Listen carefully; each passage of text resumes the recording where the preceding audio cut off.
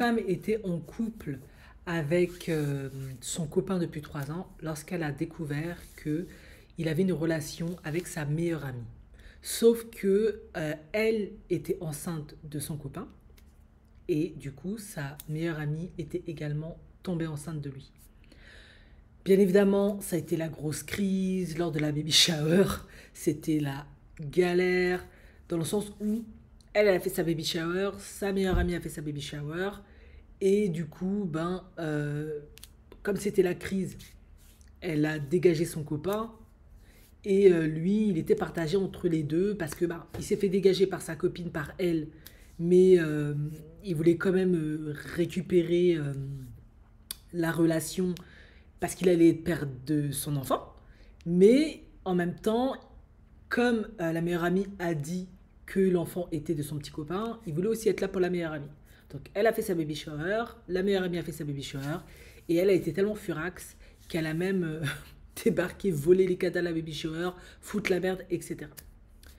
Du coup, elle était dans son coin, furax, à les menacer, à leur faire la misère. Il faut savoir que pour se venger, qu'est-ce qu'elle a fait à son copain? Elle lui a envoyé les cousins chez la mère pour lui faire sa fête. Elle lui a crevé un pneu. Alors elle a précisé, j'ai crevé que un pneu, parce qu'apparemment aux États-Unis ou alors dans l'état où elle est, quand tu crèves les 4 pneus, en tout cas quand ils se retrouvent crevés, il y a l'assurance qui peut rembourser. Donc pour éviter ça, elle s'est contentée que de crever un pneu. Elle a détruit sa boîte aux lettres.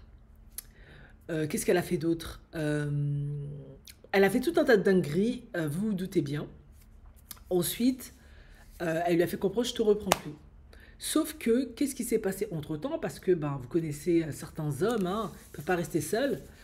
Pendant qu'il était en train d'essayer de la récupérer, il est parti vivre plus ou moins chez sa meilleure amie.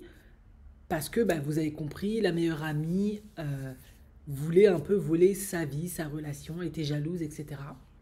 Sauf qu'entre-temps, il y a un autre homme qui a contacté la meilleure amie et lui a dit, parce qu'ils ont fini par accoucher bien évidemment, vous avez compris, je trouve en fait que ton bébé ressemble étrangement à ma fille.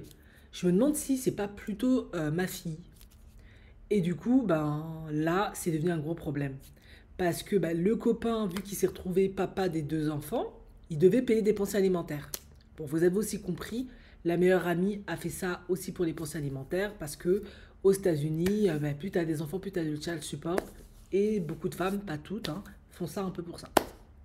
Du coup, comme lui, ayant été mis au courant qu'en fait elle avait une relation en même temps qu'avec lui, lui il s'est dit mais moi je vais pas payer la pension alimentaire alors que c'est peut-être pas mon enfant. Donc il a exigé d'aller faire un test ADN, hein. Le même tribunal a même demandé ça. Du coup, elle était obligée de faire un test ADN. Et surprise, qu'est-ce qu'on apprend? En fait, qu'effectivement, l'homme qui l'avait contacté et qui disait que je pense que c'est mon enfant, que ta fille ressemble à ton... Enfin, en tout cas, l'enfant ressemble à ma fille, il avait raison. Le test ADN a déclaré que c'était l'enfant de cet homme et non l'enfant du petit copain de cette TikTokeuse. Du coup, il avait tout perdu. Sa famille avec la TikTokeuse pendant 3 ans, ils essayaient de construire un truc, il a tout perdu puisqu'il n'avait plus le récupérer. C'est fini parce que la trahison, l'humiliation était totale. Et pour le coup, comme l'enfant n'est pas de lui, il a plus de nana. Et en plus, il s'est fait complètement avoir et manipuler parce qu'elle avait une double relation. Donc, elle était même pas... Elle jouait sur 2 tableaux, quoi. Le gros bordel, le gros n'importe quoi. Quoi qu'il en soit, la TikTokeuse, elle est plutôt satisfaite parce que sa vidéo est devenue virale. Elle a gagné plein d'argent grâce à ça. Elle a eu plein d'abonnés grâce à ça. Et l'homme en question, son petit copain maintenant, il essaie de la récupérer, il la supplie, mais elle a juré mordicus qu'elle ne va pas lui pardonner ce qu'il lui a fait. Bon, moi personnellement, j'aurais pas pardonné non plus, c'est très très dur. T'es enceinte de lui, ça fait 3 ans, il couche avec ta meilleure amie, ensuite il débarque à l'hôpital parce que j'avais oublié de le dire, il fait comme si de rien n'était. En gros, il veut... Voilà, lui, bon, on a compris, visiblement, il espérait avoir les deux.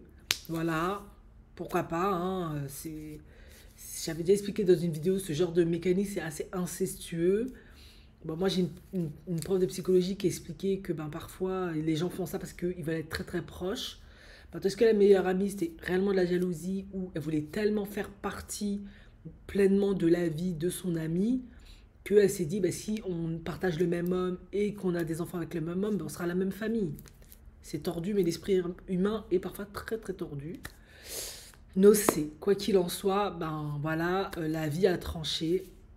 C'était pas l'enfant de son copain. Donc elle a dégagé sa meilleure amie, elle a mis une grosse croix sur elle. Et ben, la meilleure amie, de ce que l'on sait, est toujours en train de se faire pardonner chez son copain. Elle essaie de le récupérer, bien que c'est pas son enfant. Et elle a dit, je te pardonne plus, je veux plus de toi. Lui, il fait tout pour la récupérer parce qu'il veut, elle, le gamin, etc. Elle a dit non, tu t'occupes du gamin, ok, il n'y a pas de souci, mais moi, je te reprends plus. C'est vrai que c'est quand même dégueulasse de faire ça. Elle aurait pu, par choc, faire une fausse couche, en fait. Mais bon.